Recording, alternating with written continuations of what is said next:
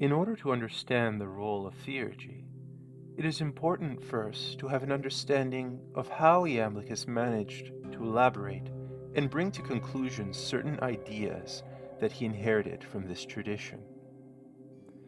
Besides Plato, the father of the Neoplatonists, Plotinus has come to be regarded as the preeminent Neoplatonic philosopher.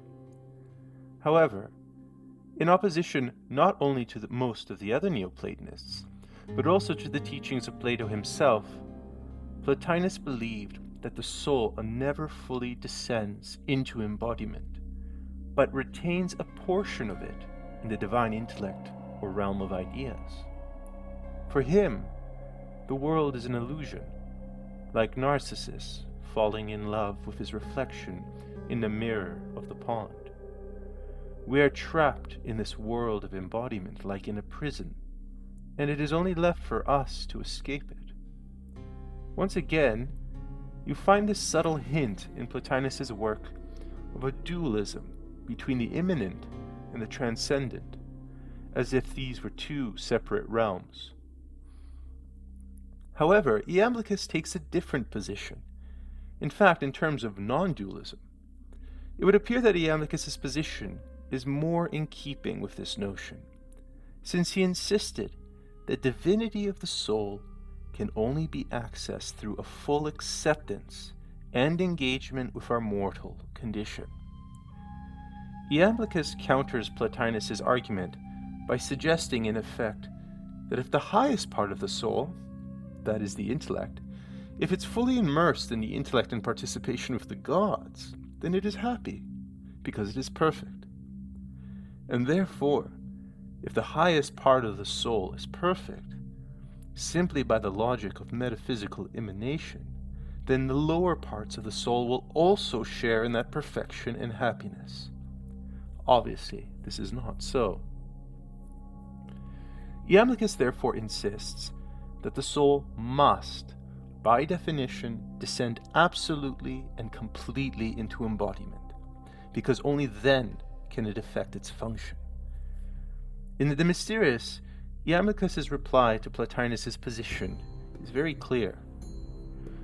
For it is not thinking that brings Theurgus into contact with the gods, since what would hinder those who engage in contemplative philosophy from having theurgic union with the gods? As it is, the truth lies elsewhere. It is the ritual accomplishment of ineffable acts, performed divinely, surpassing any intellectual processes, and the power of unspeakable symbols known only to the gods that accomplish theurgical union. Theology is God talk, and theurgy is God work. It is in fact not simply philosophy and contemplation that will allow a spiritual ascent or a descent, but actions, the praxis of magical ritual. This brings up an interesting debate regarding the definition of theurgy. The view of piety would suggest that theurgy is hubristic, since it compels the gods to act in conformity with our own will. However, Iamblichus would disagree. Since humans are lower figures in the emanation of beings in the cosmos, and do not have power to compel those on the higher order of hierarchy, theurgy, in essence, requires the participation of the gods, Deo concedente, as the alchemists would later say. But theurgy is a human calling upon the gods to work through him or her. Without the consideration from the higher powers, nothing can be effected. In many respects, the distinction between theurgic or magical practice is not very much different from prayer. How many have prayed with the intention to compel God to change a course, or fate, or to make propitious a particular outcome? Selfishness aside, both practices can be perverted by a practitioner who engages in it for solely selfish or egotistical motives. Prayer, no matter what denomination or religious persuasion, is in fact a form of magic. Plotinus did not believe that the celestial gods heard or answered prayers. However, Iamblichus makes some crucial remarks on the subject of prayer. He distinguishes between three types of prayer. In Gregory Shaw's article entitled Plotinus and Iamblichus on Magic and Theurgy, he states that first type of prayer leads the soul toward union with and knowledge of the gods, then effects a connection between gods and us, and then finally brings about an ineffable union with the gods. The first type of prayer leads to illumination, the second type leads to common activity, and the third type is a complete filling from their divine fire. Sacrifices, therefore, cannot take place without prayers, because prayer is actually the intellectual power that brings about the goal of theurgical ritual, union with the gods. The intellectual power behind the words in the prayer are taken up to the divine intellect of the gods, and that's where a mystical union occurs. And here's an important element. Even divine or mystical words uttered during incantations that might seem to us as nonsensical and meaningless still affect the gods through correspondences or sympatheia. Even if they exceed our own understanding, the gods themselves understand and respond in turn. Everything about our existence and experience is of differentiation, dividedness.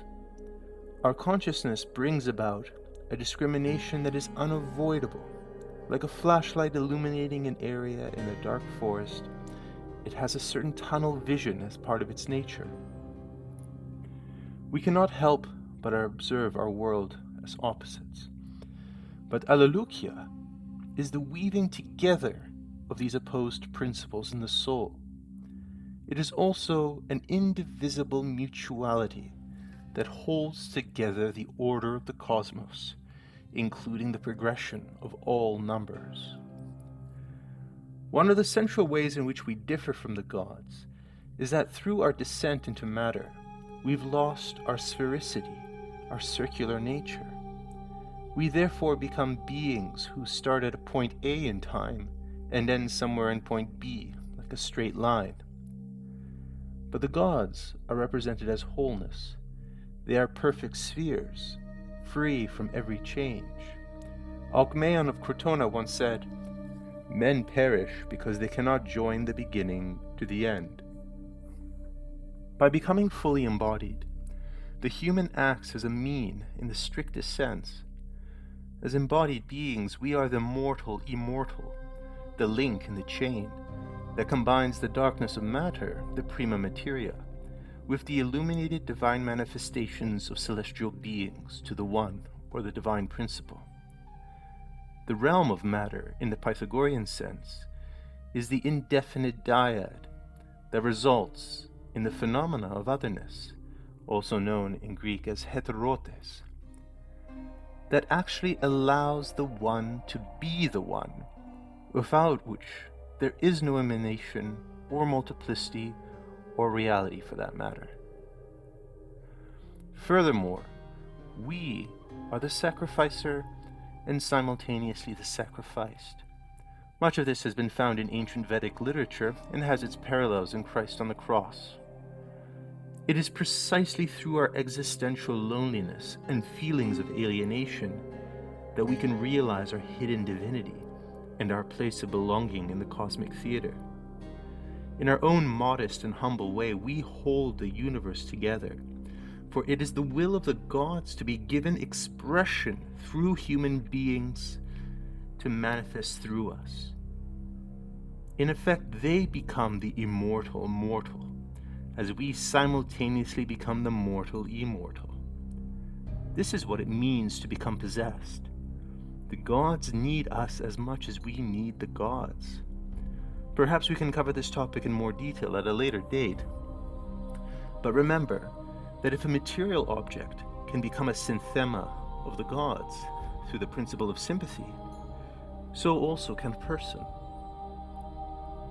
In a paradoxical way, Iamblichus argues that it is exactly through our mortality and alienation that allows theurgists to, quote, discover the hidden unities in the world, and also to recover our continuity with the gods. On the opposite end of this chain, our relationship to matter, like animals, plants, stones, is to imbue it with divinity, to extract the spiritus mercurialis, the hidden fire, the energic light that resides in all inert things, the aqua permanens extracted from the stone.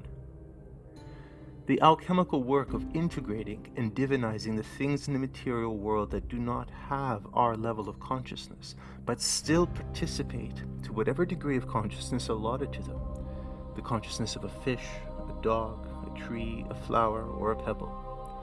All things pray. Talam eam vidi qualem capere potui. We receive according to our capacity to receive. Take care for now.